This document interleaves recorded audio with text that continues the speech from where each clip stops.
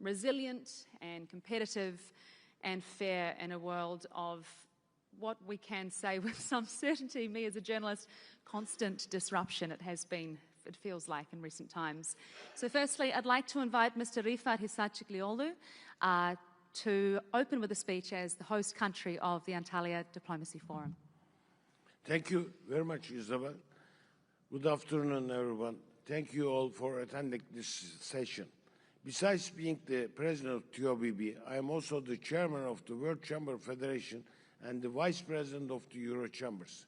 Last week, together with ICC and Euro Chambers, we hosted a high-level roundtable in Brussels.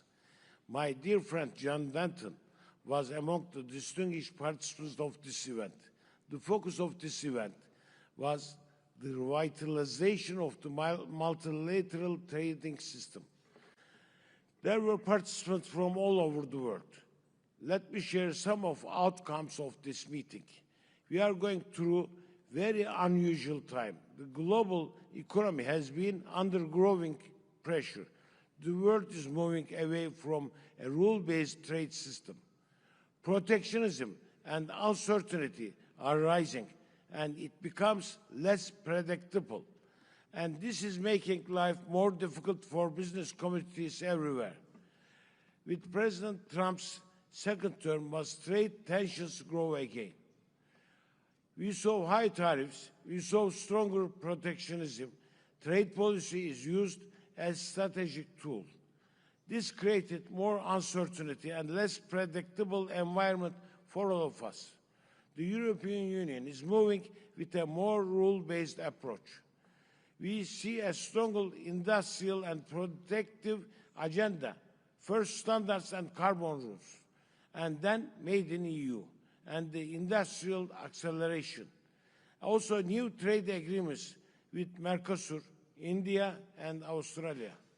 On the other hand, China has become an even bigger manufacturing hub in many sectors.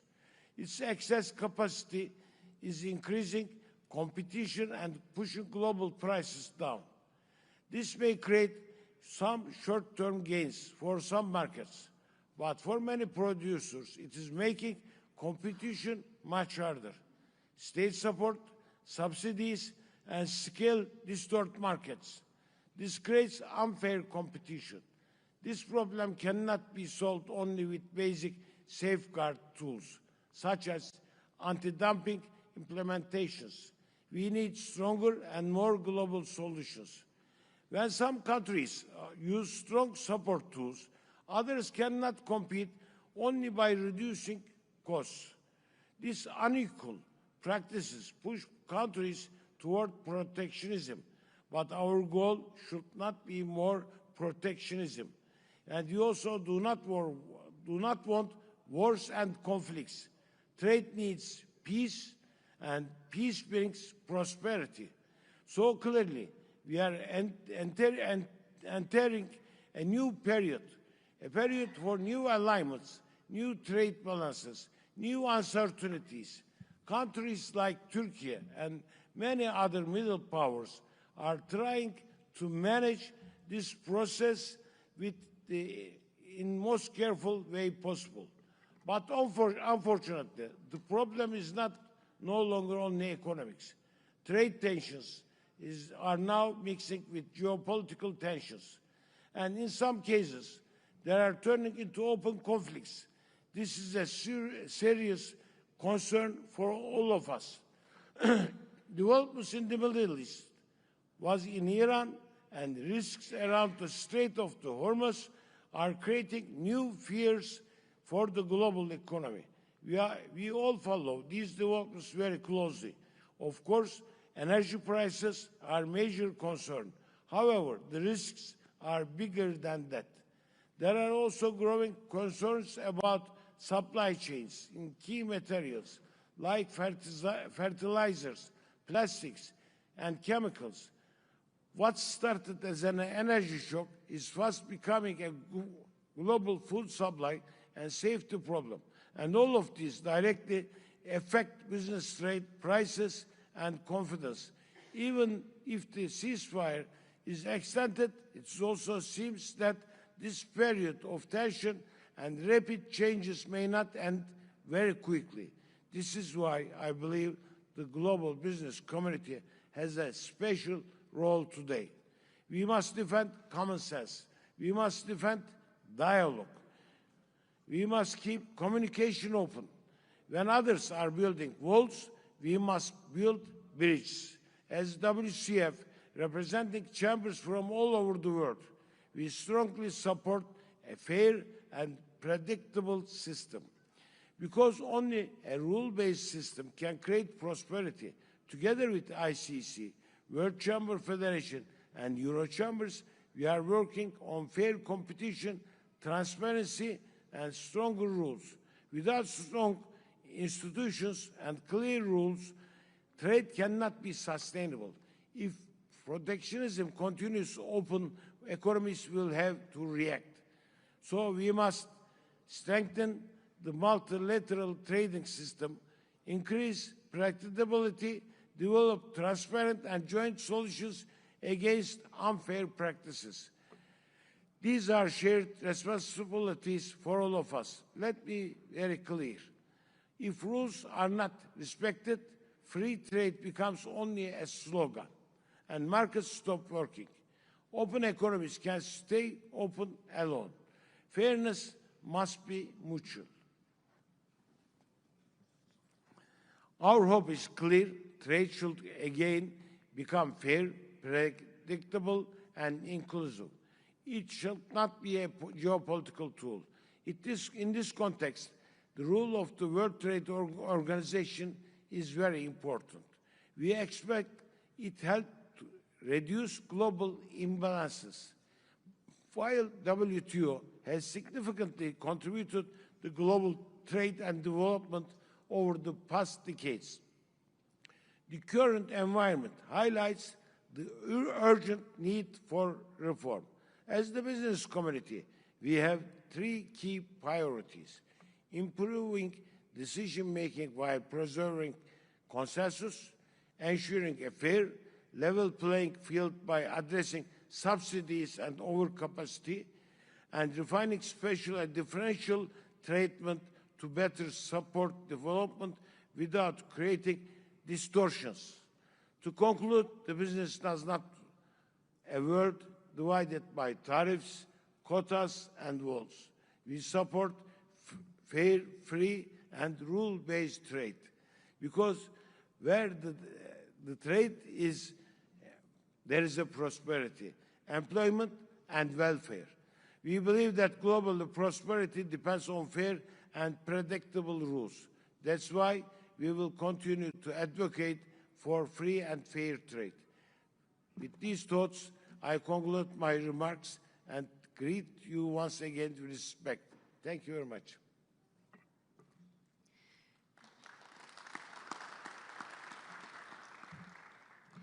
Thank you so much, Mr. Hisarchiklioglu.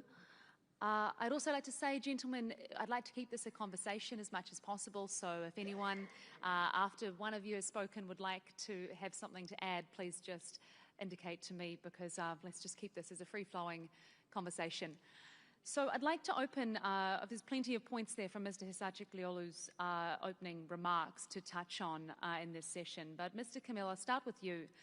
With the situation in the Strait of Hormuz and the volatility there, the reverberations around the world, are we seeing here a permanent breakdown of globalized supply chains, or is this just a painful reset? And who wins and who loses in this, what feels unfortunately like maybe a new normal?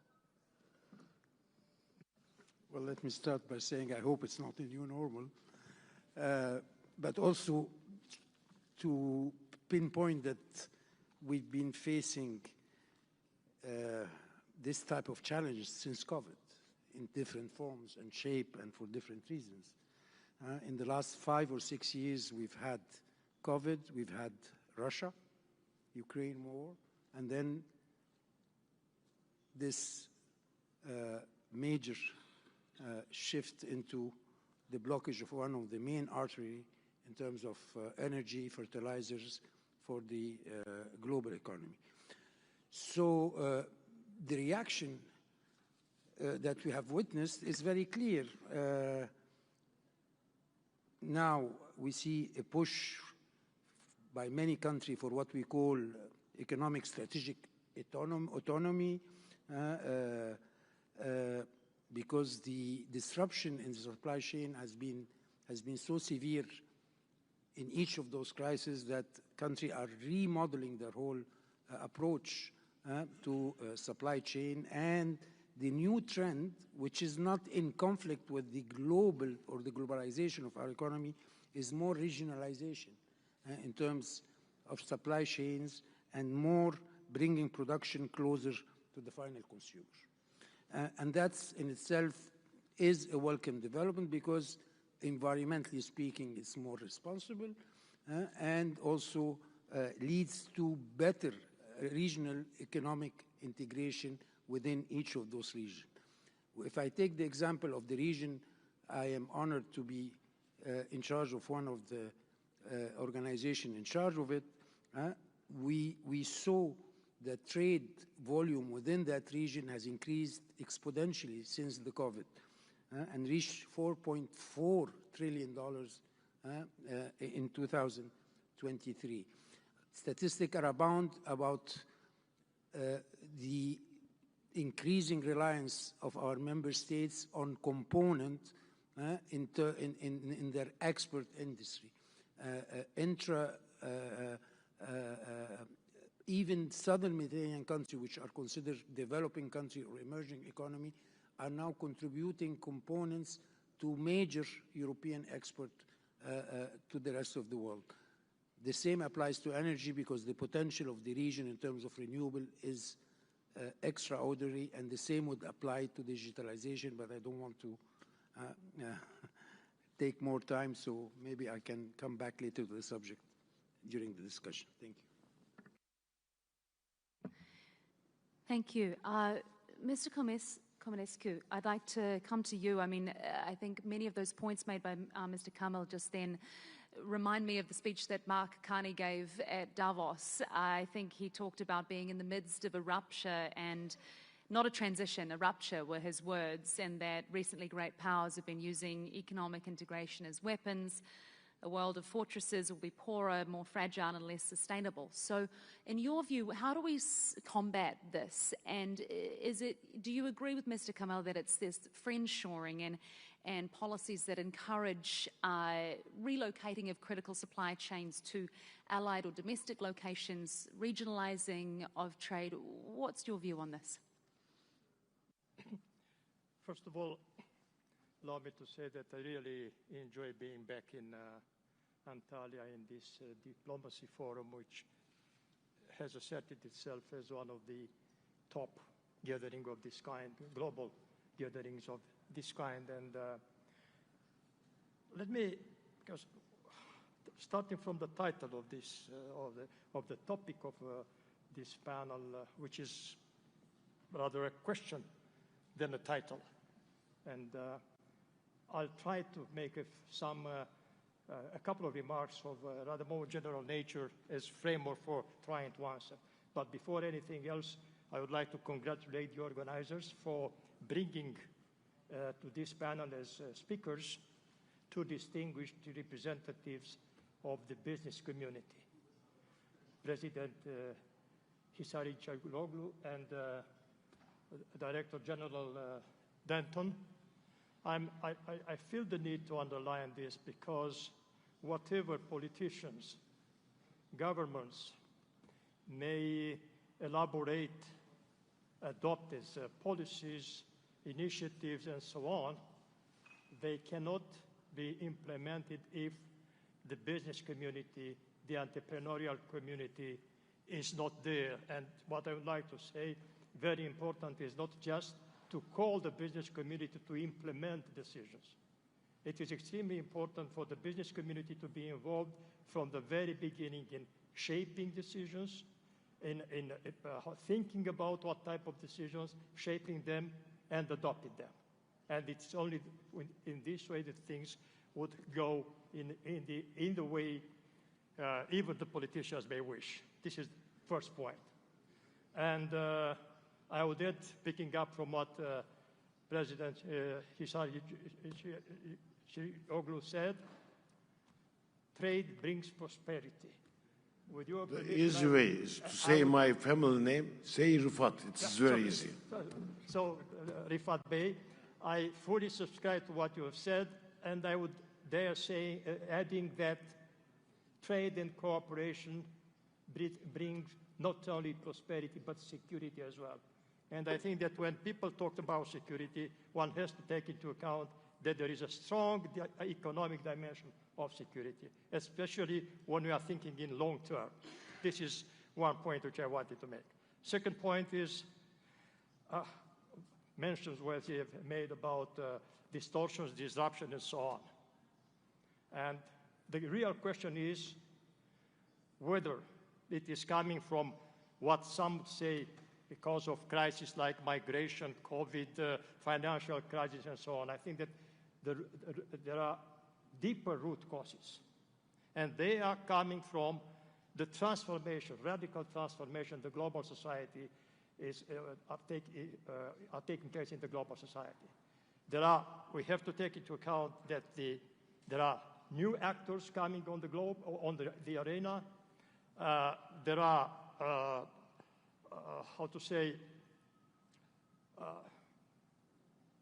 efforts to mitigate, or to cope with this new reality. And we are facing a period where the global order, which we know since Second World War, is not more valid. And then the solution would consist in what? In first of all, and here I fully subscribe to the idea that we have to come back to a society which is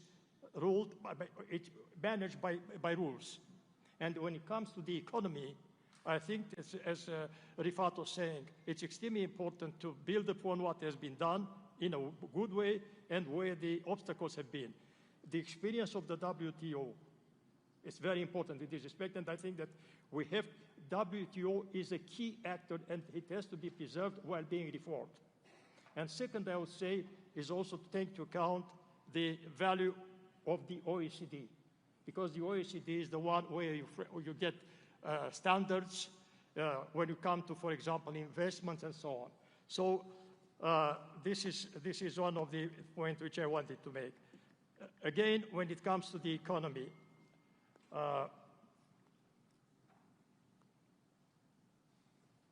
there are, as was mentioned here by Nasser,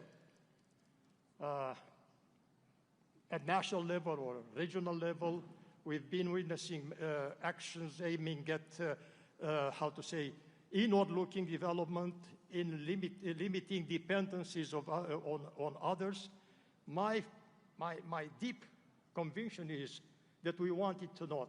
In an era of digitalization of the society, interdependencies would continue to grow, would not diminish. And so, rather than seeking kind of, let's say, autonomy, inward-looking, we would rather seek how to build resilient interdependencies. And this is something which, in my opinion, would be a much better answer. And my final remark is that within this period of time, where we are getting through this type of disruptions, and until hopefully a new global order would be instated, then we have to look into the opportunities which may be brought by regional organizations. And I dare say that despite of the fact that the organization which I had the honor to manage in the last almost 5 years, despite the fact that in the Black Sea region there has been a war for more than 4 years, we've been able to make some advancements in this organization. One example is, in the second half of 2023, under the chairmanship in office of Turkey, we've been able, imagine, the 3 member states, Russia and Ukraine included, to elaborate a new basic economic agenda for the next decade. When I'm telling that to interlocutors of mine, they are asking, how comes? Was it possible? Yes, because I think that there is still the awareness of forward-looking thinking and to think about what are we supposed to build and live with after the war will finish. And this Vision Economic Agenda, as I said, is providing priority areas of action and direction of actions for 10 years from now. So these were the few comments which I wanted to make at this stage. Thank you. Thank you, Mr. Komanescu. I'd like to pick up on the point of regional interdependence, Mr. Khan. It reminds me of the panel that I chaired yesterday was on South Asia and the challenges to regional trade in that region being deep mistrusts, political issues, conflicts. What are the challenges to regional interdependence, and is it your view that this is the way forward to combat what we're seeing in terms of the difficulties of volatility getting in the way of easy trade? Well, first of all, let me thank the organizers for inviting me to join this important panel and to be part of the Antalya Diplomacy Forum. And the overarching theme for the forum, which is mapping tomorrow and managing uncertainties, I think weaves in very well with this sub-theme that you have picked up for this panel. And the fact that, three of us represent regional organizations and two of us represent private sector, I think says a lot about where the locus and focus of the future conversations should be.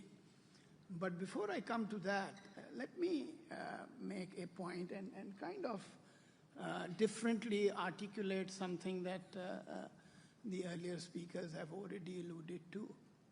And that is that, we are operating in a larger political system. And in that system, which is unfortunately increasingly being dictated and driven by the law of the jungle, you cannot really expect the trading order and the trading system to be governed by rules. And that's really the bottom line that we need to understand. So if we want to address and change the inequities and inequalities in the trading system, we'll also have to reform the geopolitical system that we have. And we know that, regrettably, the political system is under stress, has unfortunately become ineffective, and largely irrelevant, particularly in the context of some of the more recent developments that we have seen. So for us to be able to lay the foundations of a global system, I think WTO itself, and that really has nothing to do with the fact that when the Uruguay round was finalized, there were only 26 resident missions in WTO and 18,000 pages of negotiated text. Most of those who were actually signing on that text had not even seen and evaluated and examined that text. I think that has changed in terms of the power dynamic in global trade.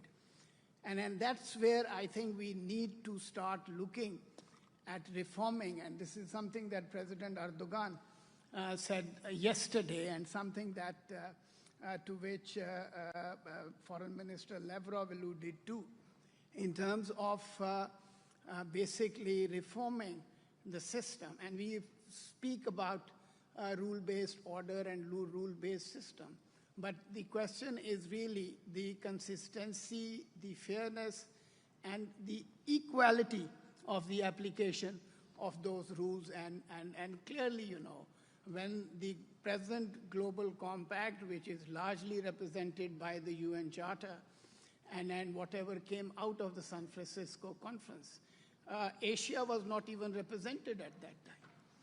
And today, in terms of global GDP, in terms of the share in global trade, Asia occupies the majority of it. And yet, there was no representation, there was no voice, and there was no participation.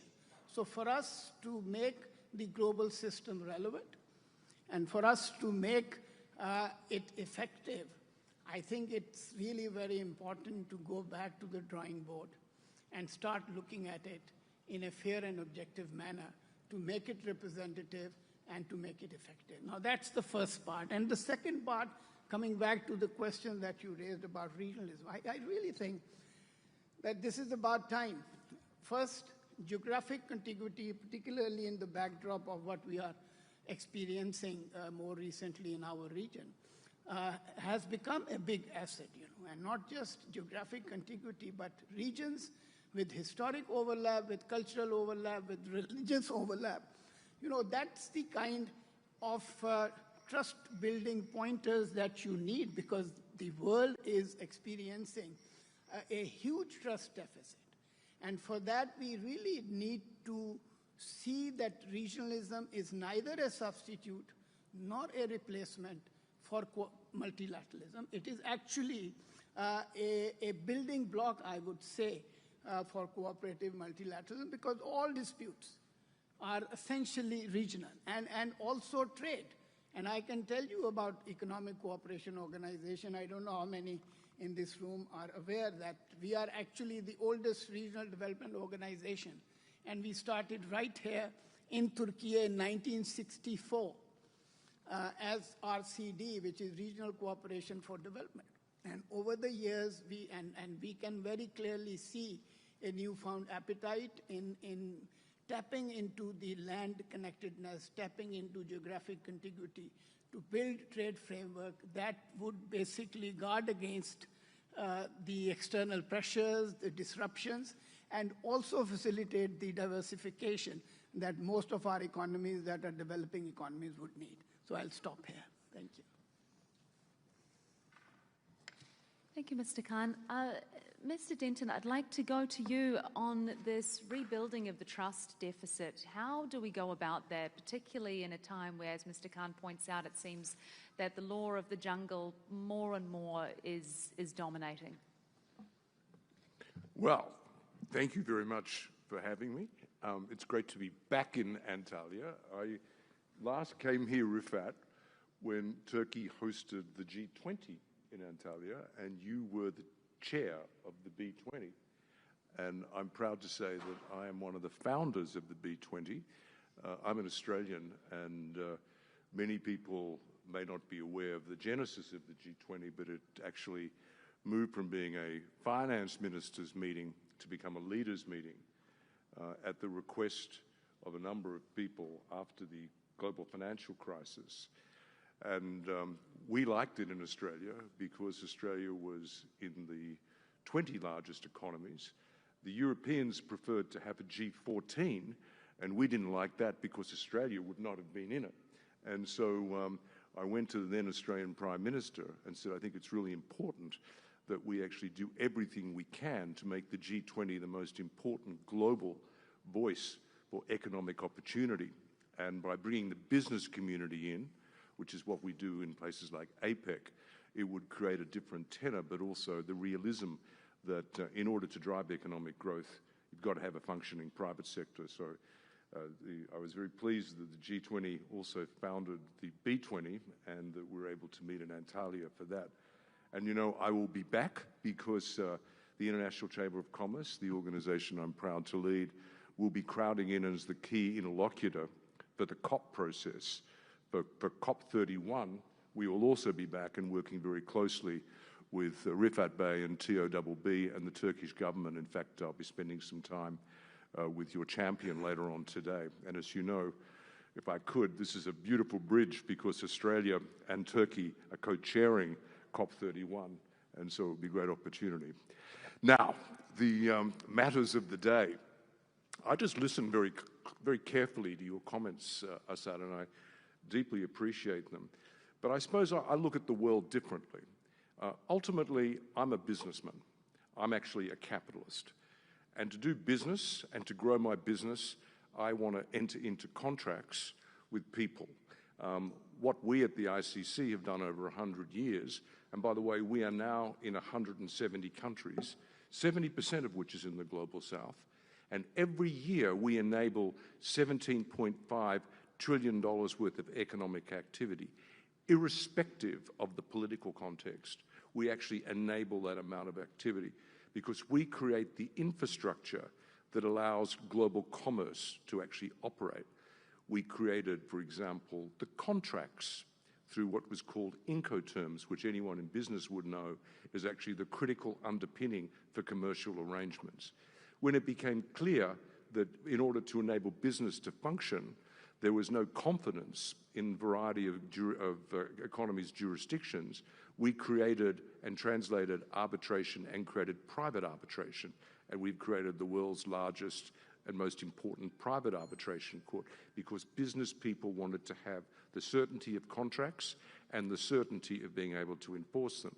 We also then created the tools to enable finance to be applicable to trade. So we create all the tools that enable trade finance to operate.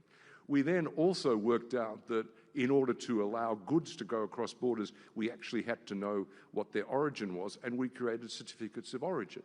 And as we move forward, we've also worked out that in order for trade to be more available and for more opportunity to exist, we needed to work to take trade from analog to digital. So we created the Digital Standards Initiative. So we are the ones who are actually digitizing trade on a global basis.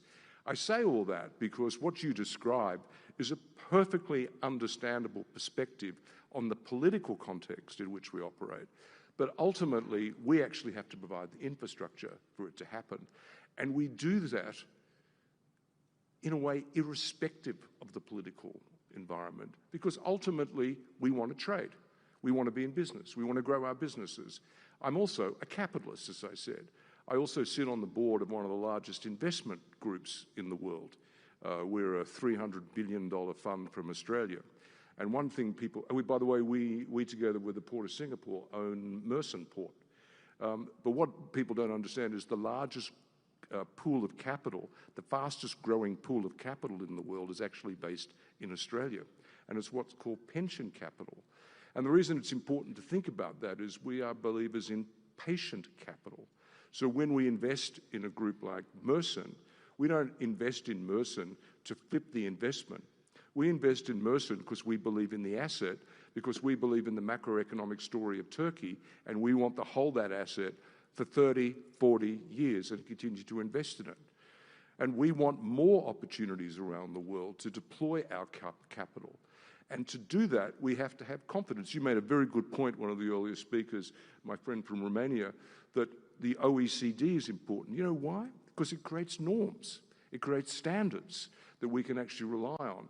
The investment mandates for most pension funds limit their investment to OECD countries or aligned. So what we're trying to do all the time is to grow the regulatory environment, improve it on a global basis to allow us to invest more.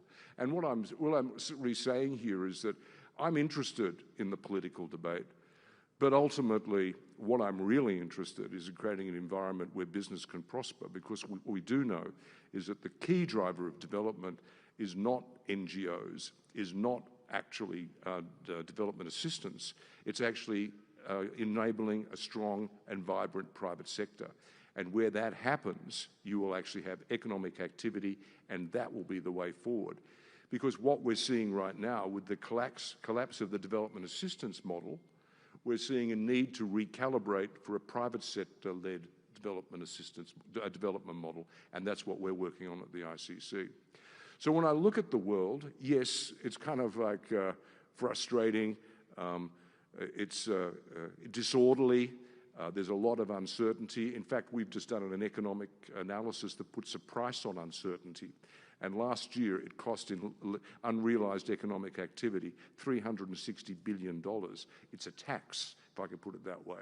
So our job at the ICC, a functioning multilateral platform in 170 countries, which is not frozen or riven by internal debates, because we are focused globally on enabling business, is to create order where we can and actually reduce uncertainty, create as much certainty as we can. And frankly, we have agency, and we deploy that agency to do that. There's more things I'd like to touch on as the conversation emerges, but to be honest with you, and I think Rifat and I would both agree, we can watch as an observer the WTO, but ultimately that's the member states.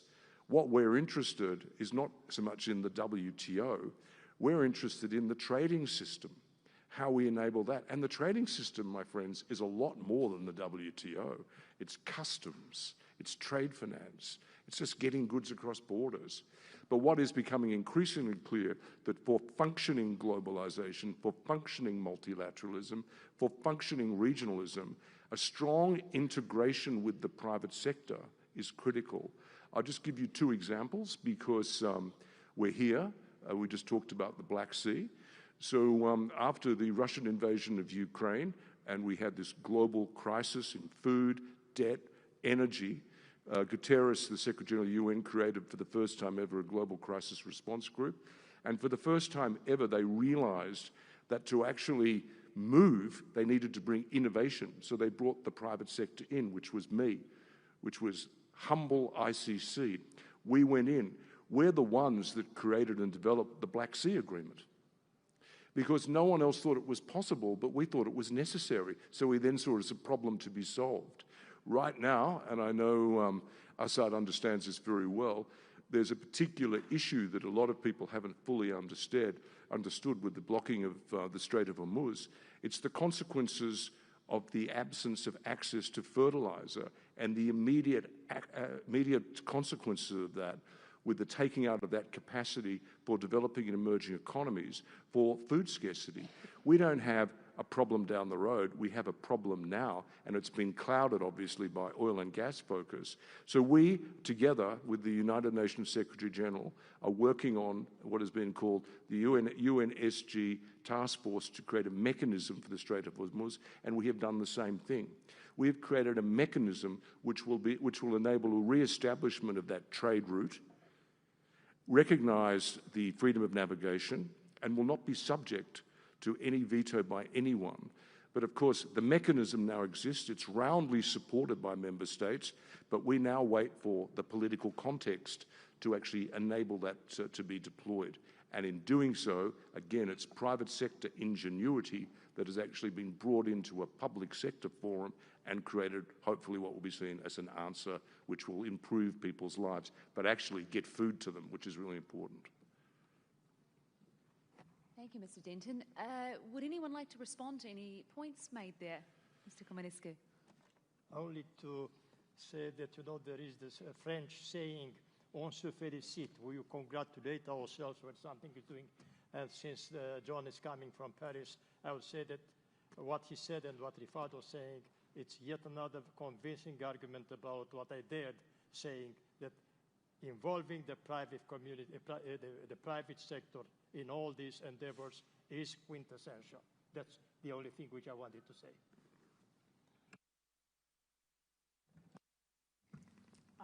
I agree with almost everything that Mr. Denton mentioned. And really, I think private sector unquestionably has to be at the center of all business activity. And the norms that you are alluding to are actually a product of a compact that we developed over the last 70, 80 years, where we grew up learning about the virtues of free market economy, of free trade, and of how that would bring peace and prosperity to the world. And I must say that it did deliver largely, I would say. Of course, there are failures, but what we had was probably the best possible that we could.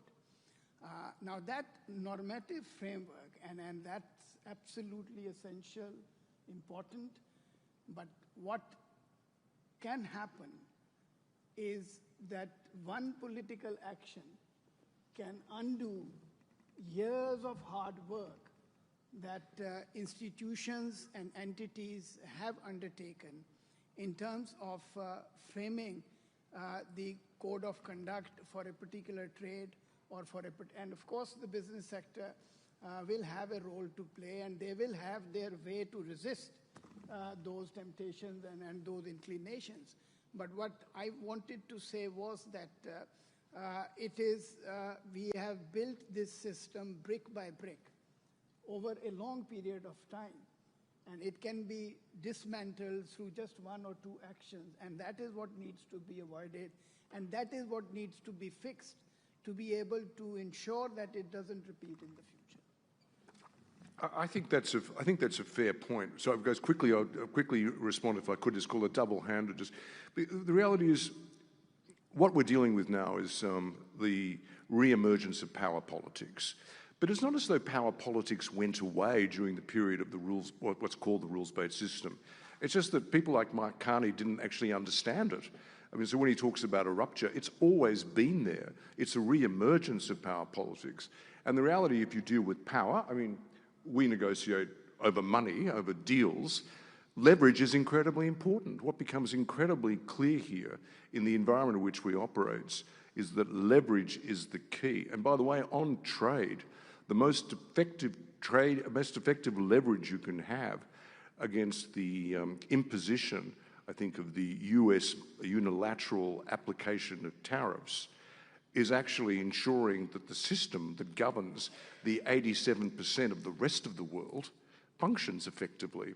So it's in all our interests, if you want to have leverage in this game, for us to actually ensure that the system continues to function. And I deeply apologize interrupting you. No, just to go back to this extremely interesting exchange. Actually, what we're talking about are, yes, power politics has always existed, but we are now in a period where the world is going through a transformation, a deep transformation that we don't know where it's going to take us, and what would be the balance of power 5 years down the road. And within that, we've seen the different disruption the international order have seen, Ukraine, the Gulf, Iran, Israel, and all of that. And what you're describing is what we are all longing for, a rule-based system where the private sector plays its full role, OECD setting standards. I was representing Egypt at a certain point of time in Paris. We made sure that Egypt adhered to the investment committee of the OECD so we can be seen as applying OECD rules and standards. All of that was within the existing order or the existing power balance that we lived through in the last 30, 40 years. What will happen in the next few years, I don't have the answer. There is two scenarios, I would say. One is quite bleak, to be very honest, where protectionism might start creeping on us, where supply chain can be reorganized around strategic alliances, which is very dangerous. Economic security are planned within national border and national policy. Protectionism might. And then you have a better scenario, the one that all of us wants to see, which the world or the country will remain globally connected, and then everyone will play his role, including regional integration organization, which are, I agree 100%, the building block. They are not an alternative to the global economy, but they are the building block of the international or the global economy. And here, the prospect of going back to a certain, I wouldn't say, form of rule-based system has a better chance of emerging. But I'm not providing an answer, but I'm not seeing things as rosy, being a diplomat and not an economist, the shift we're witnessing in the last few years are so important that we cannot in any way or shape predict how this shift, what those shifts will lead to in the next few years, and their impact on economies and on trade at the global scale. Thank you. Sorry to ask for the floor again, but since there is, I think everybody of us stressed the importance of rules. That brings me to what I would consider to be a kind of a binomial relationship: fairness and competition. Competition, we have to recognize, has been the engine of progress in history, so long as that competition was a fair competition and not used as an instrument for control or domination. So when I'm thinking about what kind of rules would be at the basis of what would be the new global order, I dream, but I'm keeping realistic, as Nasser was saying, I dream of reaching at an order where, when adopting rules, you adopt them on the basis of the principles of a fair competition. Thank you.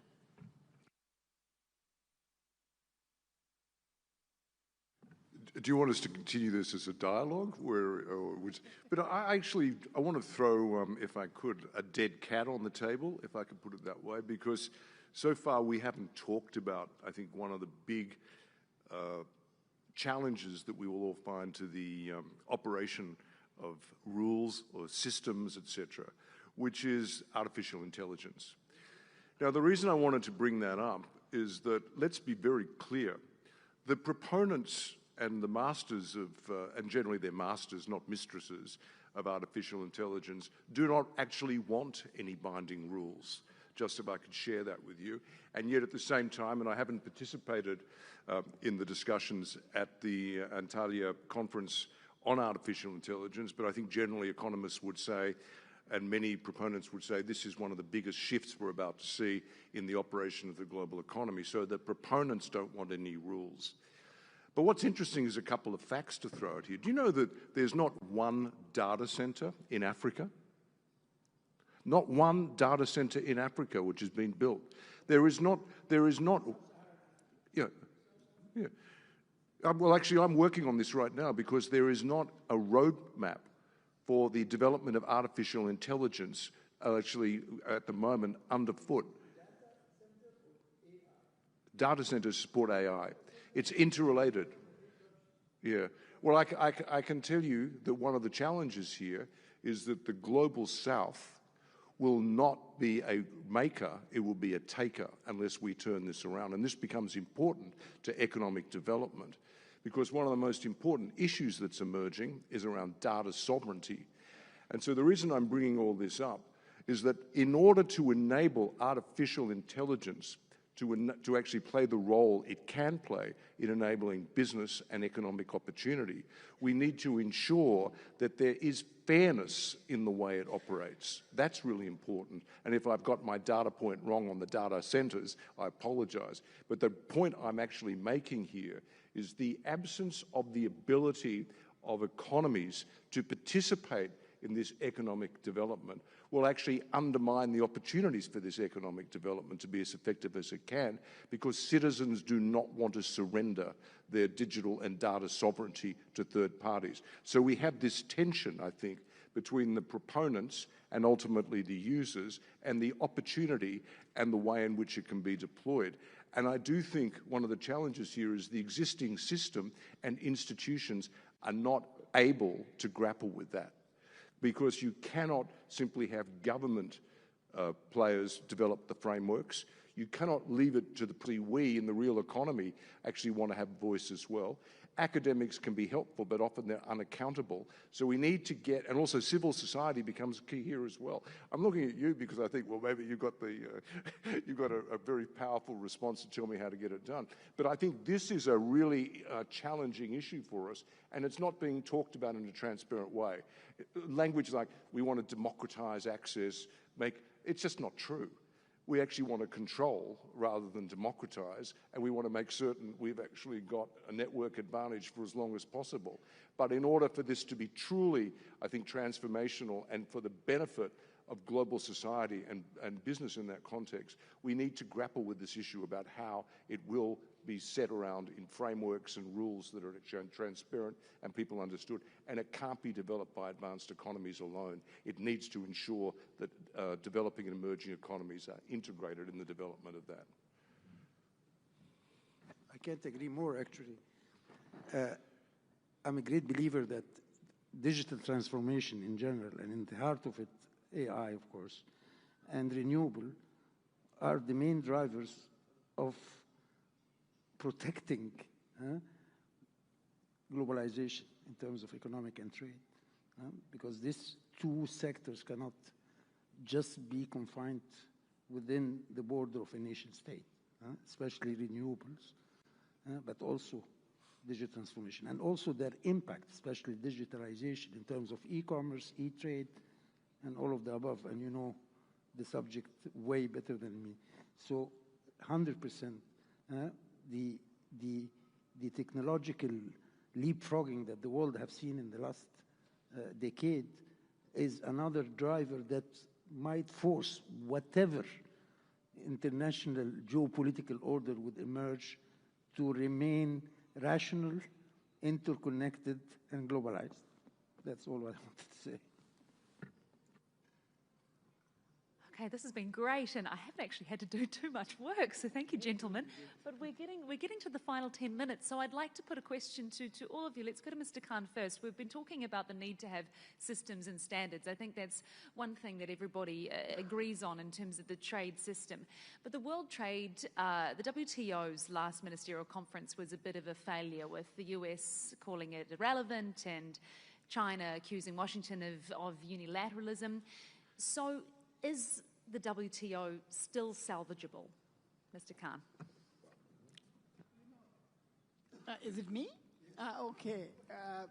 As a student of WTO, I find that to be ironical, and very ironical, frankly, because WTO came about on the initiative of the United States, being the biggest proponent of a unified dispute settlement system, which was described as the crowning achievement. And this was actually one of those rare international agreements where the compulsory jurisdiction on dispute settlement was accepted by everybody. And the dispute settlement body, the constitution of panels, and I know that since after Doha round, we have not had any round. And that's why I keep coming back to that fundamental question, that who was on the table when we had those basic agreements? It was initially, China was not there, India was not there the way it is. The European Union also did not negotiate as a partner as it developed over the years. So these FIPs became very important players. Now that reality has changed, and somehow it still is being resisted in terms of getting it reflected into the agreements and into the actual operationalization of the agreements. And that is what explains, in my personal view, the stalemate at the WTO for these past so many years, because we have not had another round. Whereas, you know, Professor Jackson used to say that multilateral trade negotiation is the bicycle theory of trade negotiations, where they have to keep moving. If they don't, then the bicycle will drop down. So I think, I personally think that we have to basically look at the main players, and to create an order where the interests of every key player is fully represented in the framework. And when we achieve that, and the day we achieve that, I'm sure we will have workable agreements. I fully agree with this, and I would add coming back to the relationship between the public and the private sector, I think that also the experience of ICSID in Washington is something where we need to take into account and draw upon that experience, because there is the place where disputes between governments and companies are quite often at least looked for to be solved. Well, I think, Assad, you made a very good point when you look at the number of countries involved at the point in time at which the Uruguay round was closed. It was a much smaller number, which was easier to understand. But I want to look at the WTO in a very practical way. The WTO came into existence just as the internet went into the public domain. And it actually came into existence before the internet was joined up with payment systems. So the whole development of e-commerce, the digital economy, happened after the WTO came into existence. And you know what? The WTO, founded as it was, did not create a rule book for fair dealing in terms of the digital economy. It just didn't. And because of the challenges of the politics of the WTO, in its years of existence now, and as many years, it has never been able to grapple with the digital economy. So it doesn't have a rule book for it. So on one level, one way I would look at it, it's irrelevant. So you've actually had to have workarounds. The reason we've actually at the ICC created the Digital Standards Initiative, because governments couldn't do it. So we have agency to do that. And what happened in Yaoundé at the most recent meeting, MC14, was a number of economies realized they would never get agreement of all the members now. It was 167 members of the WTO. And so they've actually created what's called a plurilateral agreement outside the WTO, though the actual ratification has to be within the WTO, binding those 67 once they've ratified it on the operation of an e-commerce arrangement. But even at the Yaoundé, they were unable to maintain the moratorium that stopped tariffs being put on e-commerce transactions. Can you think about anything crazier than that? That the WTO, which was designed to stop protectionism, has actually enabled tariffs to be put on e-commerce transactions. Now, I don't know, go figure. So my reality is we, as the business community, need to keep working at what we do, create standards which people can buy into on a collaborative and voluntary basis to enable us to move forward, whilst hopefully the WTO tries to catch up. Yes, for business, for near future, what we are waiting. The IMF's World Economic Outlook report was released at the beginning of the week. The message is very clear. Growth is slowing down. Inflation is staying high. And most critical point was the warning that inflation may last longer than expected. So it is very important for us. So what does the picture mean? This report tells us that central banks are not yet finished. Interest rates will not easily fall, and financial conditions will remain tight. On the other hand, there is something even more important. The world economy is not just slowing down, it was changing shape. Globalization is being replaced by a more fragmented structure. Concepts like friendshoring are becoming the real strategy of companies. That means more work with trusted partners. In short, the world economy is not only slowing down, but also changing shape. The period we're in is different from classic crisis, but it is not a comfortable one. A more fragmented, more unpredictable, and more frequent shock-producing structure is emerging. As the IMF says, in recent years, perhaps this is exactly the new normal: lower growth, higher inflation, and more uncertainty. So I would say economies are not recovering. They are merely trying to stabilize. And this stabilization does not look very comfortable. So what's the solution? There is nothing new on solution side. The IMF makes 3 advices: tight monetary policy for central banks, targeted support for governments, and call for a greater cooperation from everyone. In this new environment, we need more strong partnerships with each other.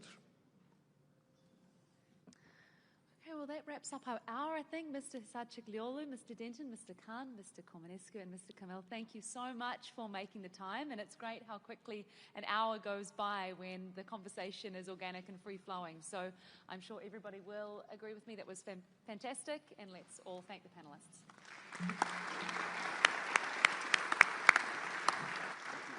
Thank you.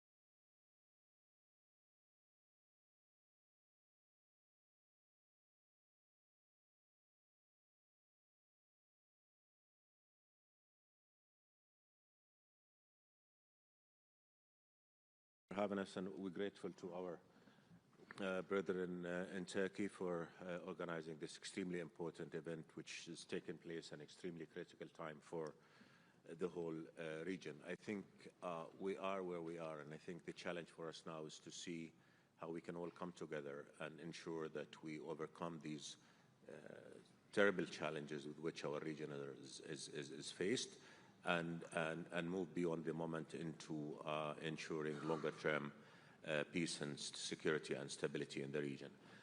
Obviously, we're all happy that there's a ceasefire now.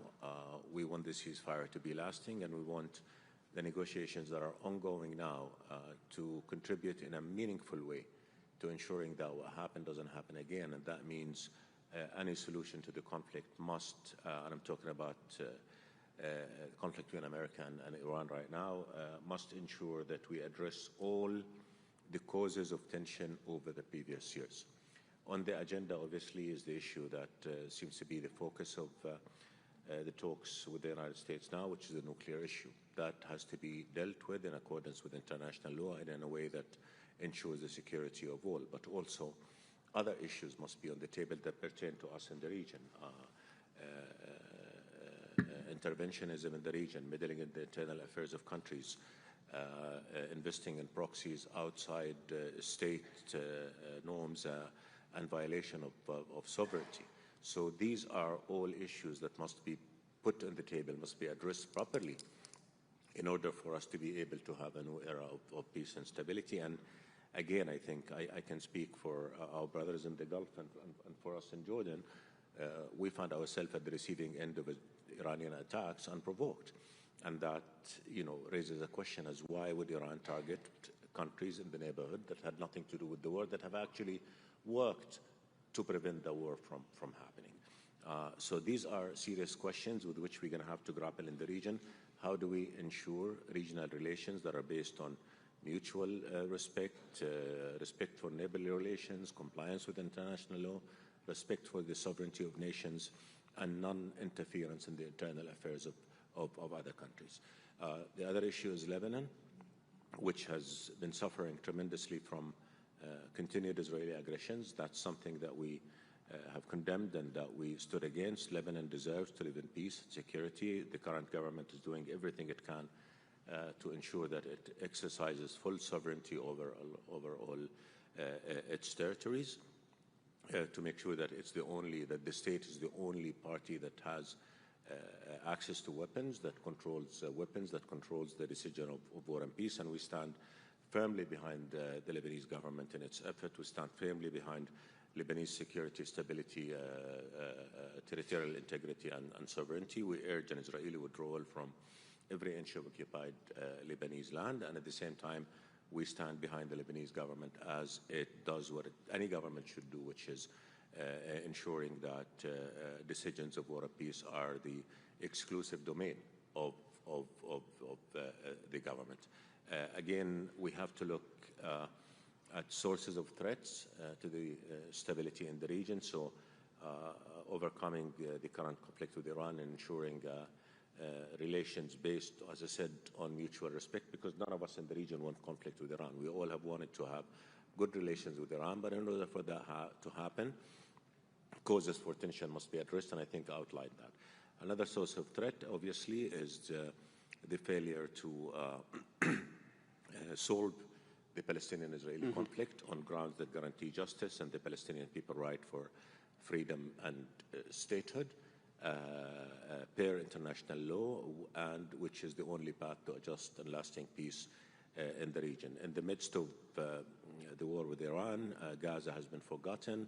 Israeli unilateral illegal measures that are undermining all prospects for peace in the West Bank are continuing, including through expansion and building of settlements, annexation of land, economic suffocation of the Palestinian leadership and people, violation of the historic and legal status quo in Jerusalem and its both Muslim and Christian holy sites, and that's something to which we have a special responsibility in Jordan, with His Majesty being the historic custodian of those holy sites. All that need to be put on the table if we are to have a Middle East that is at peace, that is secure, that is safe. So Israeli interventionism, expansionism, refusal to recognize the right of the Palestinian people to freedom and statehood. It's a violation of Lebanese sovereignty, Syrian sovereignty, where the whole world is standing behind the stability of Syria as the government moves ahead in a very convincing manner to rebuild the country, and has declared it wanted no conflict with anybody, and yet we see Israeli attacks. So we cannot have the region hostage to uncertainties. We cannot have the region continue to be hostage to continued violation of international law, and we cannot have the region continuing to be hostage to the agenda of Netanyahu and his government in the region. So a lot of work to be done going forward, and I think the key to success in addressing all those challenges is for us in the region to come together, organize our priorities, work together, maximize our collective work to be able to defend our interests, defend our security, and also build the future of peace, security, and prosperity that we want for all our people in this part of the world. Minister, you've summarized everything so well, and I was the one that I'm pushing you right now to look specifically at the security aspects of regional cooperation and moving beyond zero-sum. We will, of course, talk about economic and cultural and all the other exchanges that are required to move beyond zero-sum politics. But to you, too, Secretaries General, how much input have your organizations had in trying to move beyond the zero-sum politics that we're witnessing right now on this day? As the Foreign Minister said, we're talking also, of course, about Lebanon and Gaza and the occupied territories, as well as the war on Iran. Okay, your microphone is open, so go for it. Let me, if I may, approach almost the identical subject the Foreign Minister of Jordan touched upon, but from a different angle. And let me also comment on your opening introduction or statement, the paragraph you read. I would claim, sadly, that this Arab region, the so-called Middle East, so actually it is the Arab region. The Arab region has been subject to pressures from the outside world, then the Palestinian issue or problem,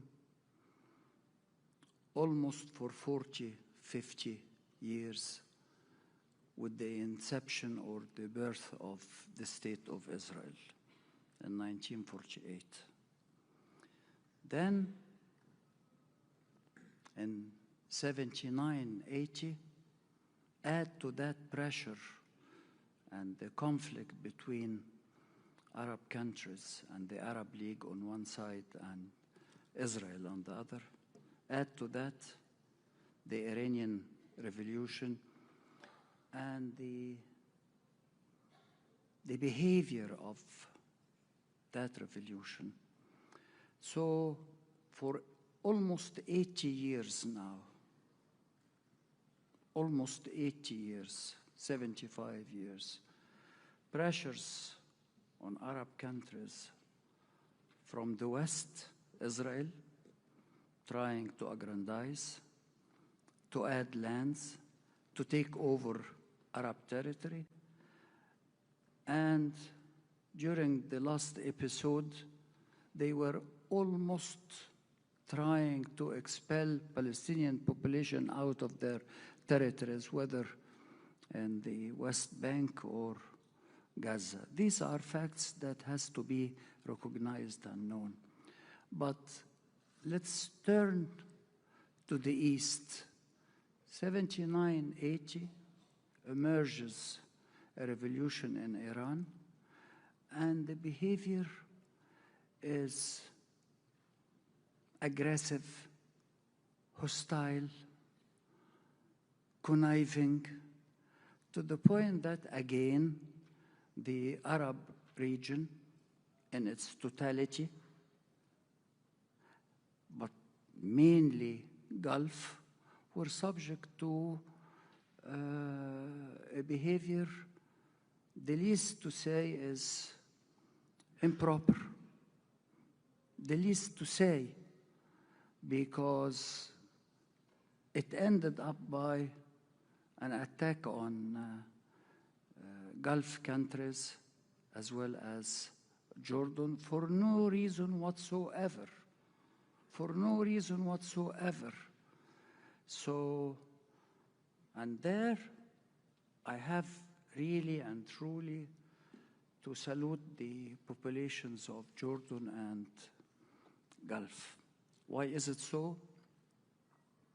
Because in the midst of war, they sustained themselves. They showed resilience, solidarity, cohesion, and they came where everybody is respecting them. So there, Gulf has to be recognized as well as Jordan. So these two pressures have to come to an end first in order to create a new dynamics with a new situation that would lead to a different quality of life. I, for one, I have had my father, to bring it to your attention, to bring to you the idea. My father was an Air Force pilot in 1948. From the 15th of May, 48, till he retired in 62, he was every day on recall, in emergency. As he left, and those who joined, they continued in his situation up till the Egyptian-Israeli peace treaty. So what I mean by that is that you are living in a region where everybody is always preparing for confrontation and war. So do not convince me that things will improve without the change of behavior of these two. Israel first, Iran followed. Without their behavior changing, it will continue the same, the equation. And sadly, with that tension, nothing on the ground changes actually, meaning the Israelis have been trying for 80 years to aggrandize, to enlarge. Israel is still the same Israel we knew it according to the international law in 1948 or 49. Yes, they occupied, but they cannot claim legally ownership of the territories. They have been fighting in Lebanon since 78, since July 78, and even prior to that. It is still the Litani River, the I don't know what river. It is a limited area that doesn't exceed 150 square miles. So why the heck would you keep trying to do what you're doing while it won't change, because there is resistance and the resistance will continue. In relation to Iran, it is almost the same. Gulf is prospering. Sadly, there has been an evil attempt to destroy that project, but it won't. It won't be destroyed. So a change of behavior is required on these two players. There is no change. Maybe my grandchildren will be witnessing the same discussion as we are witnessing it right now. Thank you very much, Secretary General Gate. Secretary General al-Badawi, as you know, Oman said just 2 days before the war began, which was February the 28th, that they were this close to an agreement, that Iran had given guarantees that went even beyond the original JCPOA. And then the Americans and the Israelis began this war. But isn't actually this conflict the perfect opportunity for Gulf nations to come even more together than they have been and collectively to try to find a solution? Is this kind of concretized in the minds of all those Gulf countries and the Arab League, these multilateral institutions, that this is the moment to move forward beyond zero-sum politics? Thank you. Thank you for having me in this panel, and I want to thank the organizer of Antalya Forum for the hospitality and the great preparedness. The Gulf countries' attempt for stabilizing the region has been around ever since the establishment of the Gulf Cooperation Council in 1981. There are real actual examples of our true intentions toward reaching a normal relationship with Iran for many, many times. Late King Abdullah of Saudi Arabia attempt in 2006 or 7. Late Sheikh Sabah al-Ahmed, the Emir of Kuwait, attempt in 2014, 2015. Saudi Arabia normalizing its relationship with Iran in 2023. The Gulf Cooperation Council meeting together, joint meeting between the foreign ministers of the Gulf, of the GCC with the Irani foreign minister in November 2024 in Doha, Qatar. So our attempt to normalize and have a decent relationship with Iran is not something new, or it's something that we need now to think about it. We've been thinking about it. It's the other partner that has the problem. It's the other partner that has the secret cells. It's the other partner that had 2 hours right after they got hit on 28th of February, they knew exactly where to hit, which means that they have been planning this for a long time. Some GCC countries were drafting their statement of condemnation for the attacks on Iran while they received the attacks. Wow. They were drafting it. They were reading it and Wow. redrafting it. So this is the kind of regime we have to deal with. I don't think I can add more to Mr. Ayman or Mr. Ahmed's statement, but the future of the region needs a true partner in Iran, a partner that believes in peace and stability, a partner that believes that whatever will happen will affect the whole world. What we have built in our countries, in the 6 countries, we built it because we want to maintain it and sustain it.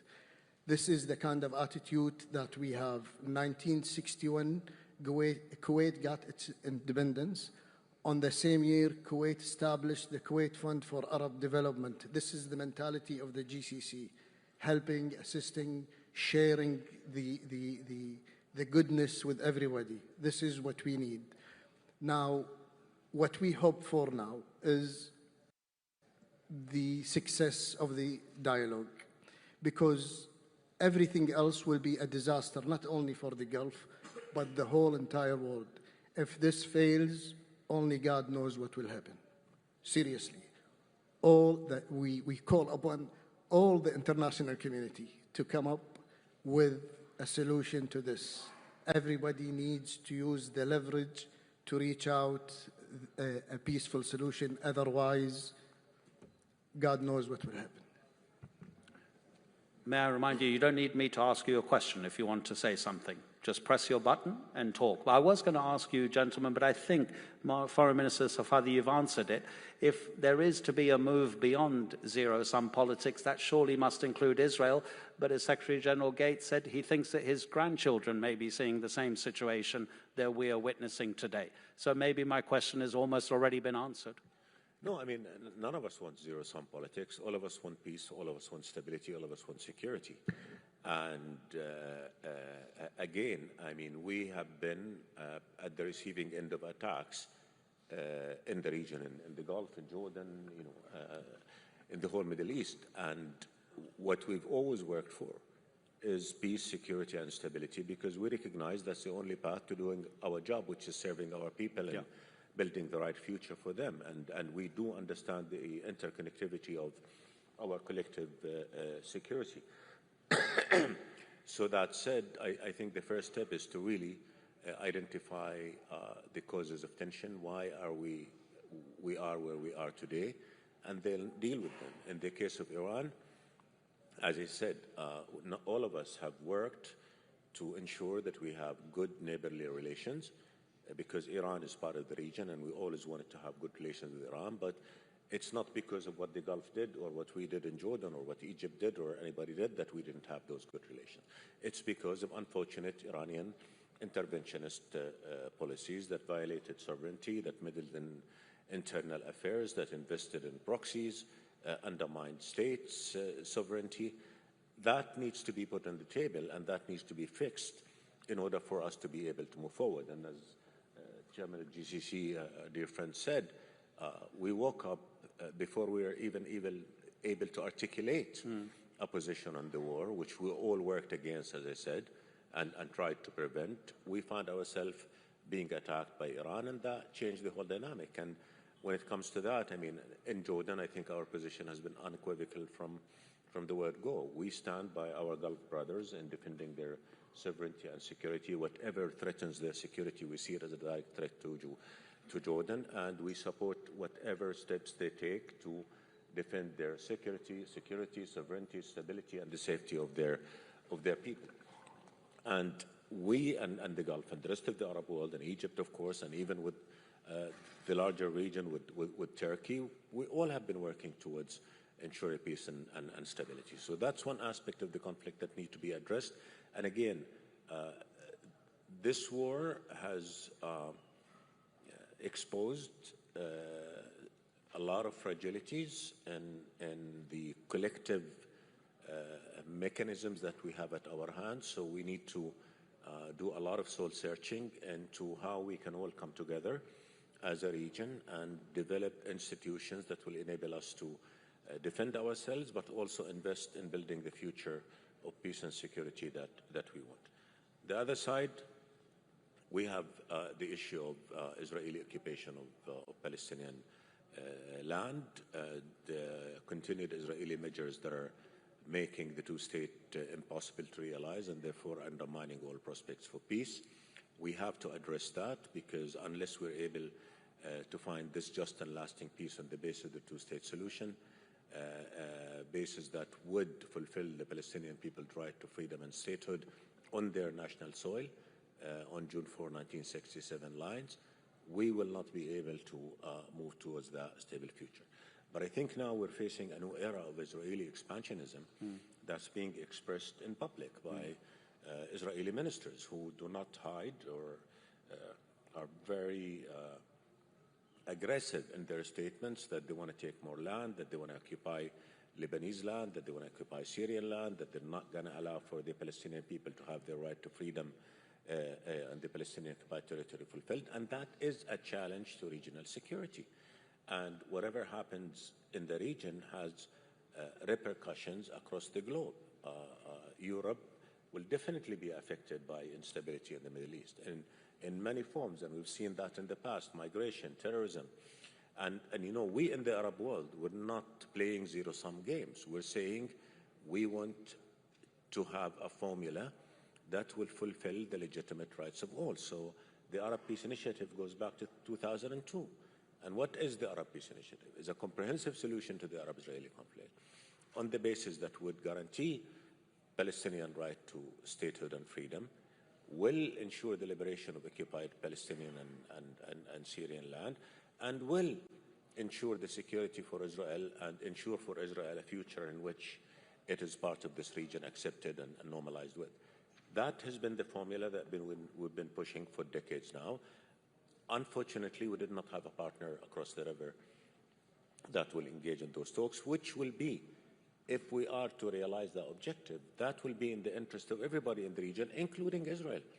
Because yes, Netanyahu is making military gains, but I think strategically, Israel is suffering a strategic defeat, if you want to look at the bigger picture. So I think this is the time, and again, the threat to our collective security in the region must produce a new approach that, again, builds on our collective abilities, on our collective commitment to peace and stability, so that we create conditions that will ensure what happened in the past does not happen. And of course, in that endeavor, we're going to need brothers like Turkey that plays a major role in regional politics, that has a key place to fill in any negotiating of the future of the region.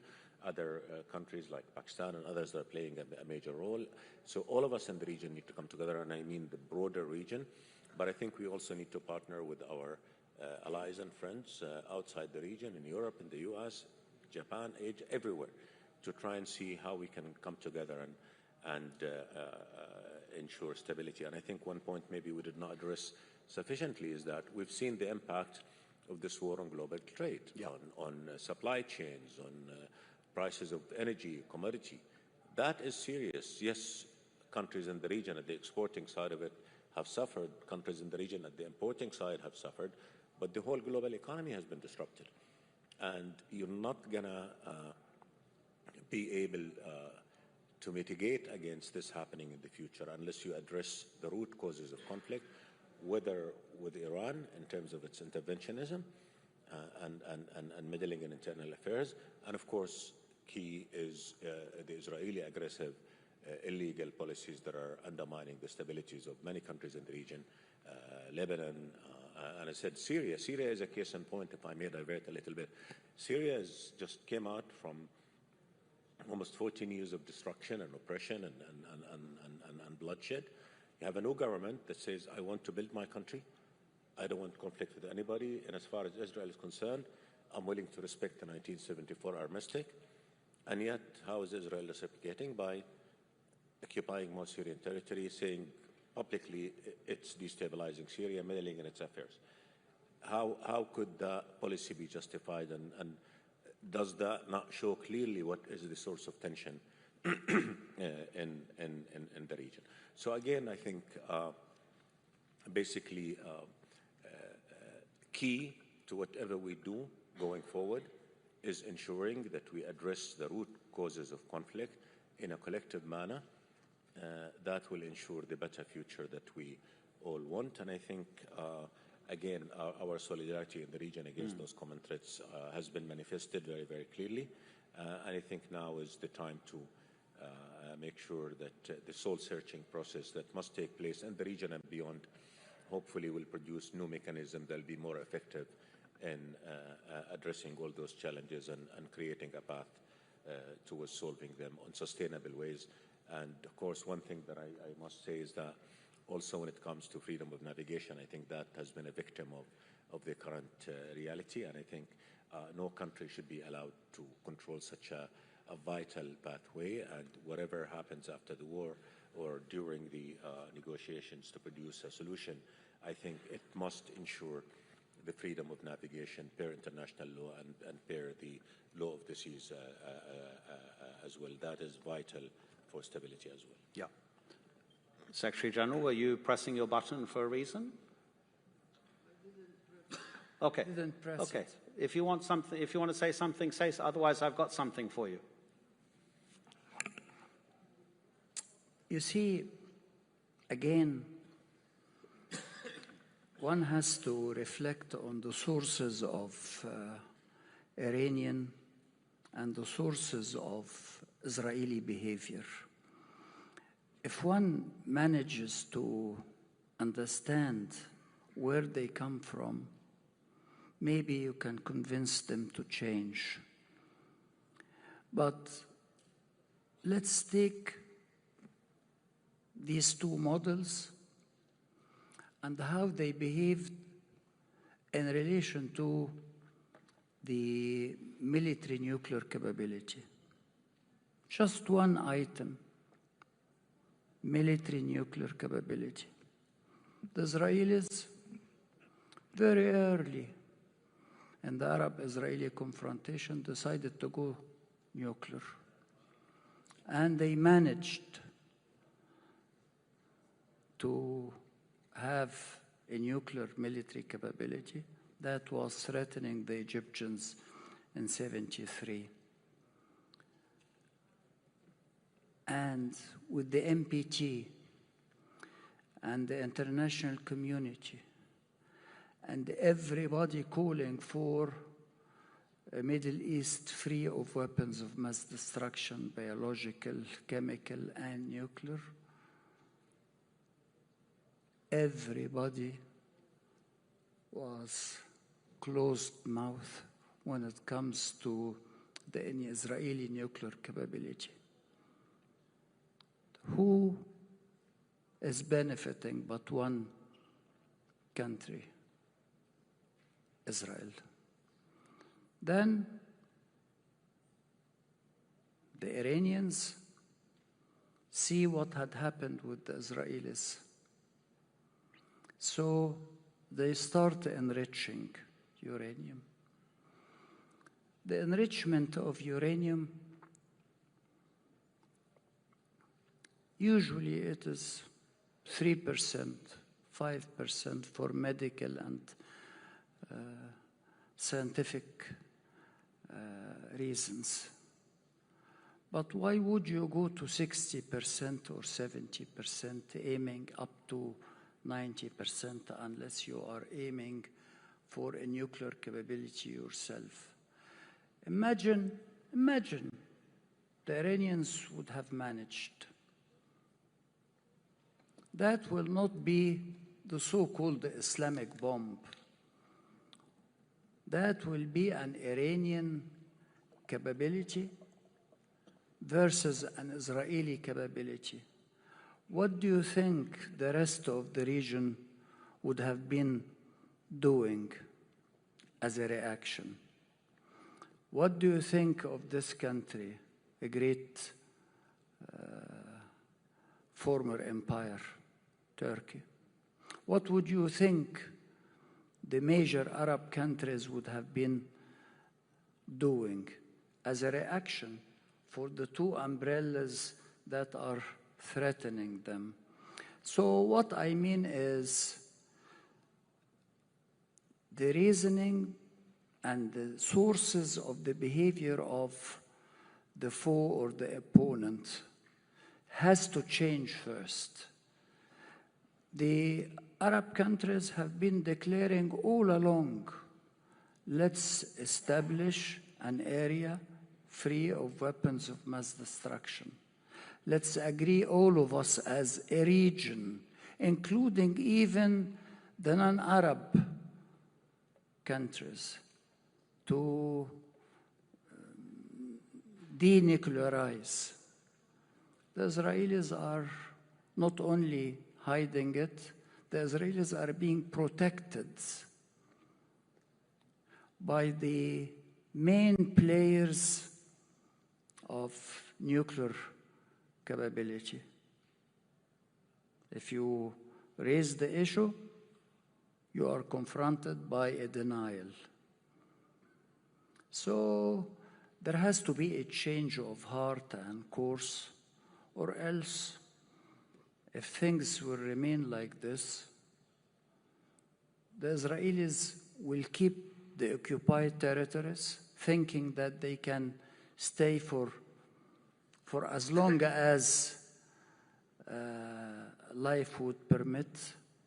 But for everything, there is an end. Occupation has to end. And the Arabs, as my friend Ayman stated, the Arabs presented Israel in 2002 the Arab peace proposition. Land for peace, state for peace. We will normalize fully with you in return of you accepting the right of the Palestinians for self-determination. The Israelis laid down at the time, as I recall, 17 conditions and questions for a very simple equation. Recognize the right of the Palestinians, we recognize you and normalize with you fully. So, again, I insist there has to be a change. And sadly, I do not detect the change in both quarters. In Israel, as Ayman said again, there is a rightist behavior unprecedented in the history of Israel, leading Israel to nowhere. To nowhere. Not only to nowhere, actually they are leading Israel, I have to admit, towards a new cycle of confrontations and military confrontations that we do not want to.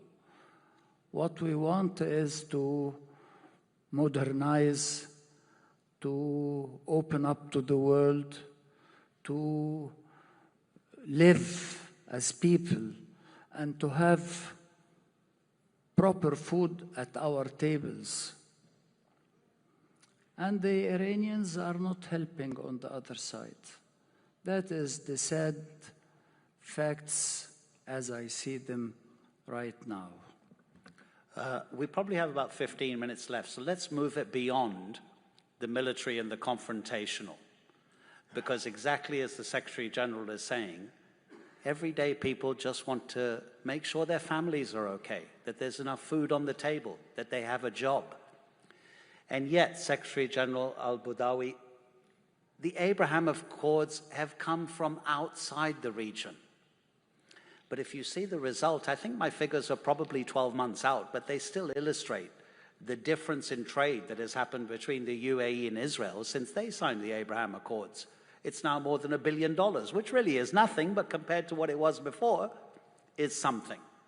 And right now, from the White House, there's news that possibly Syria will be joining, that Lebanon will be joining. Can't see that happening now because of Israel's actions. But do you see the Abraham Accords as a good example of how to move towards win-win? Because that's what the Arab Peace Initiative is as well. It's win-win. You give something, you get something back. Don't forget to press the button. Well, I think the Abraham Accord is a sovereign matter.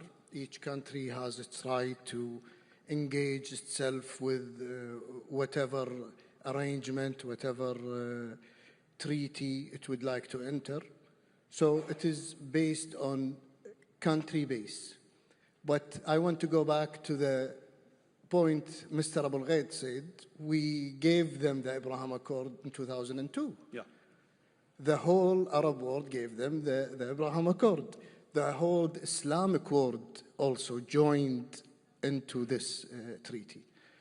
If the Israeli don't be held accountable to their acts for all these decades, and especially their acts after October 23, there will be no peace, and it will be just ink on paper. Israel needs to be held accountable. The international community also needs to be responsible for other issues. For example, we feel very sorry and saddened that the international community failed 2 weeks ago to pass a resolution, a basic resolution, that ensures the movement in the Hormuz Strait. There is no language of usage of the force, there is no Chapter 7, there is just calling upon the international community to respect the shipment, movement, the maritime security. It failed. So it's not about what kind of agreement you sign. It's about implementing what you sign. It's about the true intention. What are the true intentions of Israel? The international community last September, under the leadership of Saudi Arabia and France, did the conference on recognizing Palestine. Many countries joined. Many countries we thought they would never join, they joined because of them being fed up of Israelis' behavior. This hold them responsible, a measure for a measure. You cannot just take and not give anything. We did that in 2002. It is as simple as that. Pardon? I didn't even press the button. Over to you. Yes, please.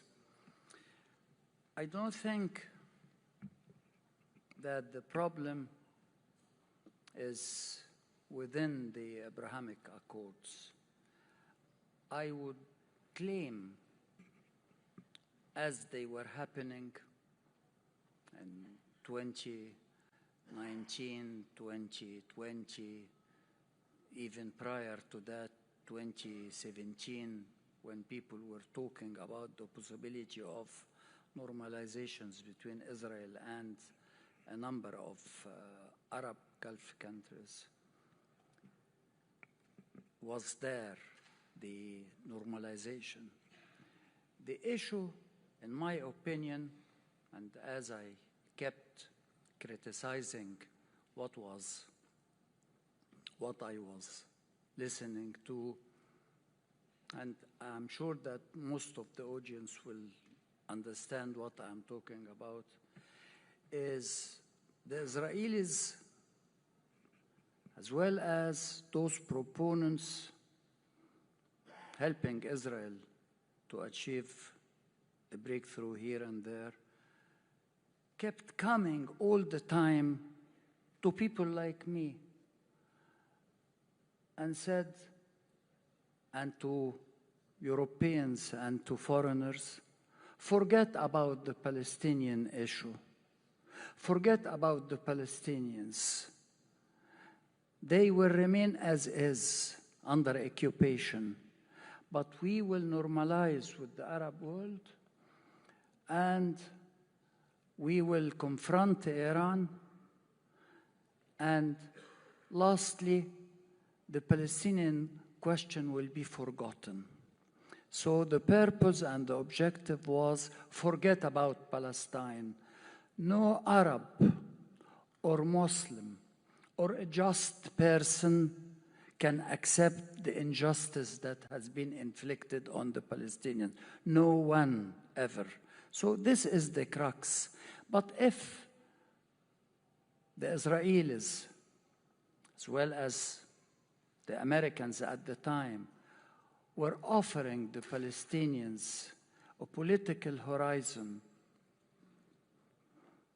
shyly, I say, political horizon. It is a political settlement for their aspirations, for their self-determination. Then I would have understood that you want normalization to precede the Palestinian issue. Well, I accept, but a settlement for Palestine is coming. But to tell me, forget about Palestine, forget about the Palestinian people, we will compel them to emigrate, and we will expel them out of historical Palestine for the sake of newcomers, I do not understand it. So this is the crux of that notion of be careful. There has to be two issues there, Palestine and normalization, which is the crux of the whole thing since 2002.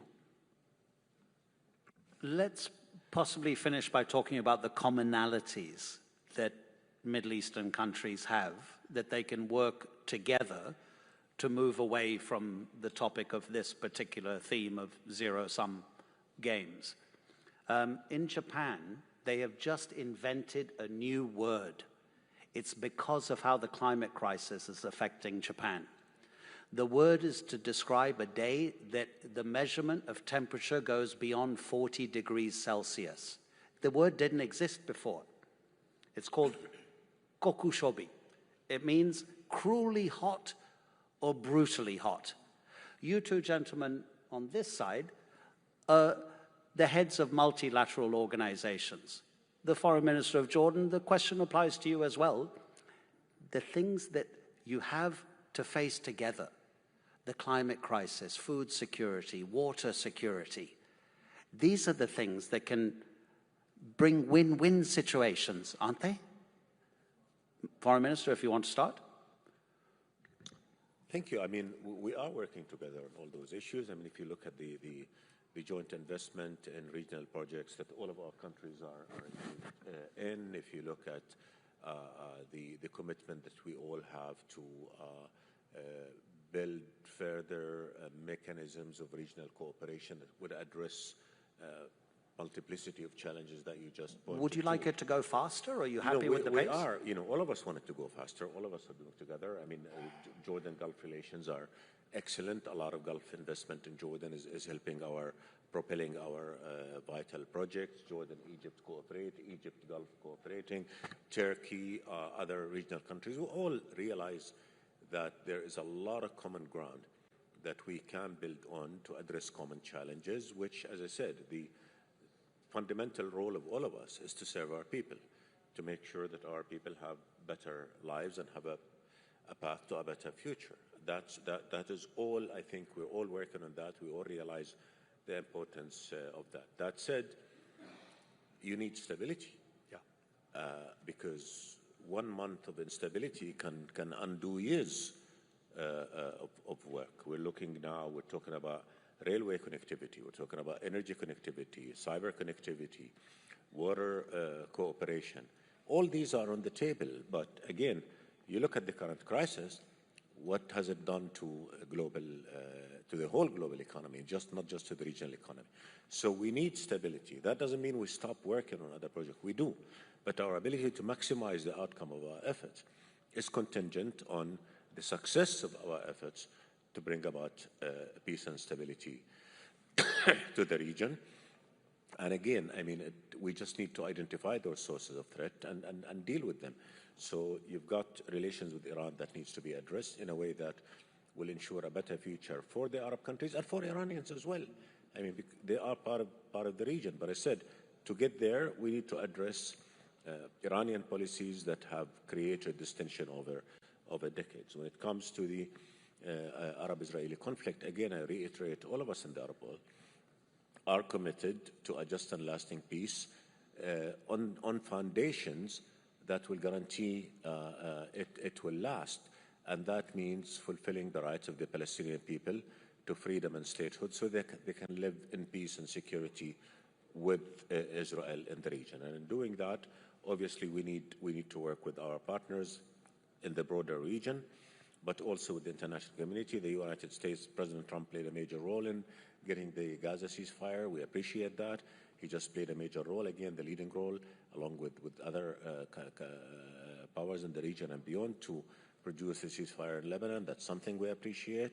But we still have a long list of issues to which we have to address ourselves. And I think, again, if you want to talk about multilateralism, I think international law must be respected. It must not be a selective application of international law based on the power politics or based on the ability of one country to have immunity against the rest of us in the international community. So we need multilateralism, we need regional cooperation and integration, we need to abide by international law, and we need to make sure that international law applies equally to all, because the selective application of international law has undermined its credibility. People, I mean, you have a whole younger generation now that is grasping information immediately with the social media and all. And in their minds, what is international law if it does not apply equally to all? What is international law if it is violated day in and out, and international organizations entrusted with protecting that law are not able to even call the crimes that are being committed against people. So that is the reality with which we have to grapple. But again, I think from our end in the region, we will continue to work for peace. We'll continue to work for stability. Our countries are affected by everything that's happening. The world is affected by what's affecting our countries, and we've always extended hands of peace and cooperation to all. We're going to continue to do that. And but again, I will end with what I've probably said before. In order to have the future of peace and stability that we all deserve, we have to address the root causes of conflict and solve them. Other than that, we'll find ourselves facing the same set of threats year in, year out. It's interesting that while I'm trying to move it beyond conflict, we're always coming back to conflict, and it's completely understandable, of course. We're supposed to be finished, but Secretary General, I'm not going to finish this session until I've had a final word from you. Okay, Secretary General Abul Gate. You cannot escape facts of life because they are pressing you to take positions and to defend positions. There is something called, for instance, the pride of the Palestinian. He's being subjected to a continuous daily abuse by Israel. So that is a situation that cannot last for life. The Iranians have been for 45 years working on a certain project to harm Gulf, not to defend themselves, but to harm Gulf, to the point that I claim the attacks against Gulf cities was aiming at inflicting the deepest damage on infrastructure. Why would you destroy infrastructure of a rising? I'll give you a very simple model. Take a country like Egypt, 110 million people. I'm Egyptian, so I know my country. I do not represent my country, but I know exactly. The Egyptians, with that war in Gulf, decided to squeeze their energy production to save. Prices are increasing to a point that is again putting the Egyptian government under difficulty. But imagine if the Suez Canal is closed due to whatever military action or obstructed by the Houthis as they did in June 25. It damaged the Egyptian economy. The losses of Egyptian economy at the time were between $8 to $10 billion for the Suez Canal solely. Take today the issue of the 3.5 million Egyptian nationals working in Gulf and their remittances to the Egyptian economy that amounts to possibly $40 billion a year. So instability and war obstructs lots of the projects you are talking about. Stability is needed, as Ayman said, and without stability, nothing would improve. Okay, we are out of time, but absolutely, Secretary General stick with your question. you are going to have the closing statement, and then that's going to be it. Well, I think the role of regional organization is extremely important. I think the success of the regional organization is or can be gauged from different aspects, one of which is its ability to connect with other countries and other blocs. We in the GCC have 28 strategic partnership with 28 countries and 8 regional organizations. These tools we use in order to connect the world, in order to make sure that there is peace and stability and prosperity. These are the right measures you need to take within a regional organization. We have achieved prosperity that we are extremely proud of. We have achieved resilience. I didn't talk about it because Mr. Abu Ghait talked about it, so I didn't want to repeat it during this crisis. But let me give you an example, and I'll close with that. The 3 smallest countries by size and population in the GCC are Bahrain, Qatar, and Kuwait. Their population in total is 9 million. The population of Iran is over 90 million. The GDP of these 3 countries is more than the 90+ million in Iran. This is what nationally and through the GCC we have achieved through our regional organization. So the success of the regional organization is a must for its members, and it's for neighboring. Yeah. Thank you. I'm really glad that you actually projected it outside the Arab world as well, because I really wanted to ask you about that, but time is always not enough in these sessions. Gentlemen, thank you so much indeed. That is your panel. Ladies and gentlemen, thank you.